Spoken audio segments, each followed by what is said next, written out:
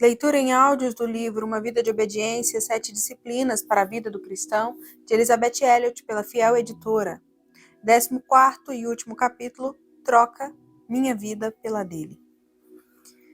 É meu grande prazer nesses dias observar o crescimento e a aprendizagem de um menino de 4 anos e de sua irmã de 2. O clima do lar deles é de amor, o que significa que às vezes o sol brilha e às vezes o tempo está nublado.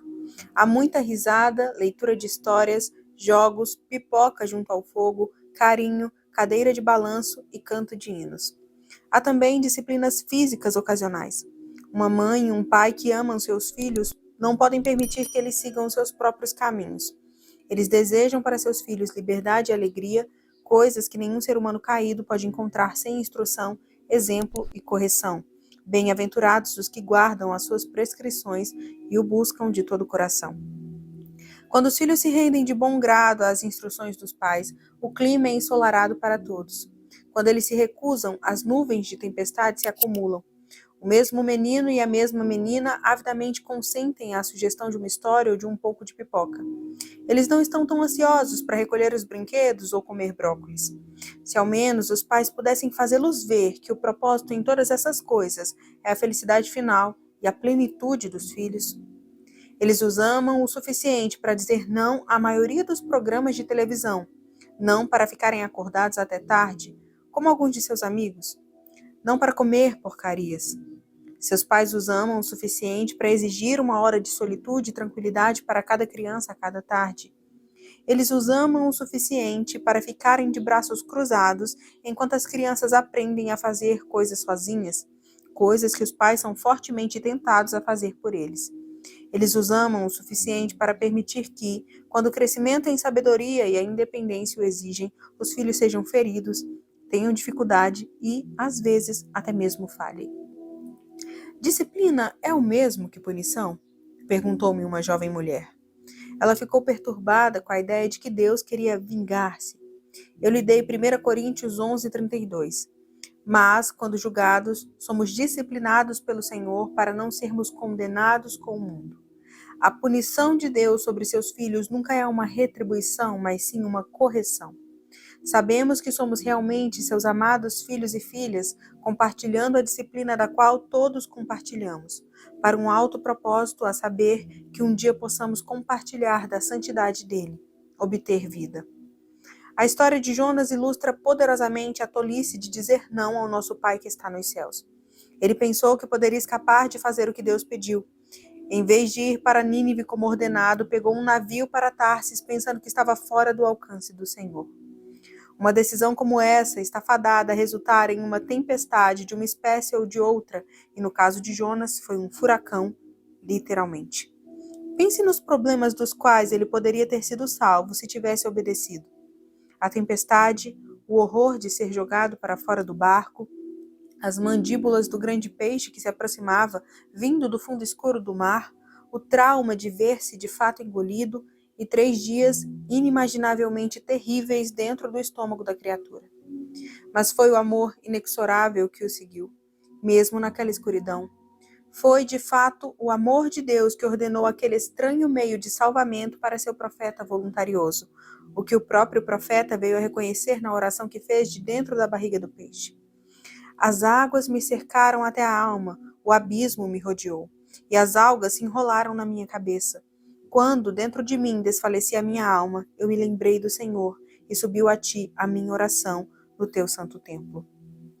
Então o Senhor falou com os peixes vomitaram Jonas e ele foi salvo. Quando Deus lhe deu uma segunda chance, ele não perdeu tempo. Vá para Nínive. Jonas foi imediatamente. Certamente ele foi mais sábio agora. Quanto mais feliz ele poderia ter ficado se sua primeira resposta tivesse sido a do salmista: admiráveis são os teus testemunhos, por isso a minha alma os observa. O objetivo de todo verdadeiro discípulo é agradar o seu Deus. A Bíblia é nosso guia, mostrando-nos como fazer isso. Cozinhar é um grande prazer para mim. Eu adoro cozinhar boa comida para pessoas com bom apetite. A maior parte do que cozinho, faço sem receitas, porque são coisas simples que já fiz muitas vezes. mas, de vez em quando, tenho tempo para fazer algo maravilhoso. E fico feliz em recorrer a uma autoridade que possa me dizer como fazer.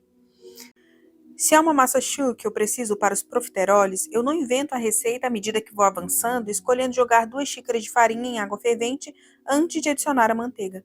Não seria uma massa choux, afinal. Seria uma bagunça. O objetivo da cozinheira, uma sobremesa perfeita, não será alcançado sem que ela primeiro desista de seu direito de fazê-lo à sua maneira, depois estude o livro e faça exatamente o que ele diz. Quando sou a cozinheira, eu me rendo fácil e, felizmente, a uma receita de massas de M.F.K. Fisher. Acredito na palavra dela de que, se eu fizer isso, terei aquilo. Por que então, em vez de tomar como certa a palavra de Cristo, preferimos argumentar: é muito difícil, muito restritivo, isso não é coisa para mim, para reivindicarmos nossos direitos, para nos virarmos por conta própria? Dessa forma, o paraíso se perdeu. É o mesmo inimigo que vem até nós hoje com a mesma mentira. Você não morrerá, mas viverá. No entanto, Jesus ainda chama fielmente à vida e para dar felicidade àqueles que seguirem seu caminho. É verdade, é o caminho da cruz, mas somente esse caminho leva à ressurreição. Ele oferece uma troca, a vida dele pela nossa. Ele nos mostrou o que quis dizer ao se doar. O fato avassalador da obediência do Filho ao Pai, o próprio inferno atormentado pela infinita majestade, não nos chama muito mais para longe de nós mesmos, muito além da busca lamentável, calculista, covarde, egoísta, autointeressada daquilo que o mundo chama de felicidade? Ele nos oferece amor, aceitação, perdão, um peso de glória, plenitude de alegria. É tão difícil oferecer de volta os presentes que, em primeiro lugar, vieram das mãos feridas: corpo, mente, posição, tempo, posses, trabalho, sentimentos.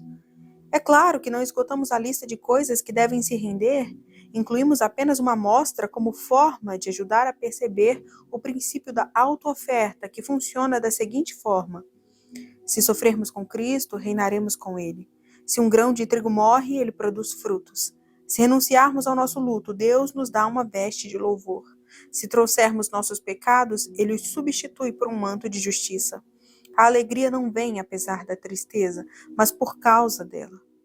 Quando a disciplina se torna uma rendição alegre, pelo sofrimento, nosso corpo continua a participar da morte de Jesus, para que a vida de Jesus também se manifeste em nosso corpo. Referências do capítulo: Salmos 119, versículo 2, Hebreus capítulo 12, versículo 9 na versão NVT, Jonas 2, versículos 5 e 7, Salmos 119, versículo 129, 2 Coríntios 4, 10 na versão NVT. Fim do livro.